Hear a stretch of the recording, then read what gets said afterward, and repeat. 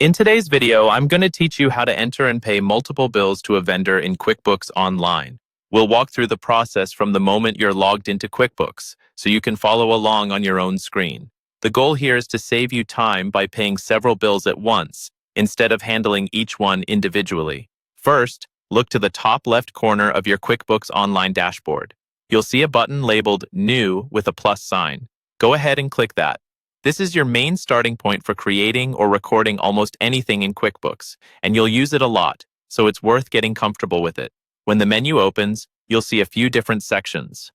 Under the section labeled Vendors, find and select Pay Bills. This takes you to the Pay Bills screen, which is designed specifically for situations where you want to clear multiple outstanding bills in one go. On the Pay Bills screen, you'll see a list of all your open vendor bills. These are bills that have been entered into QuickBooks but have not yet been paid. Take a moment here to scan through the list. You'll typically see the vendor name, the due date, and the amount due.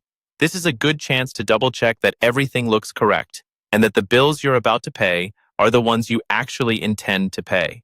Next, you'll choose which bills you want to include in this payment run. On the left side of each bill, you'll see a checkbox. Click the box next to each bill you want to pay. You can select just a few or many at once. As you check the boxes, watch the total at the bottom of the screen update so you always know the total amount you're about to pay.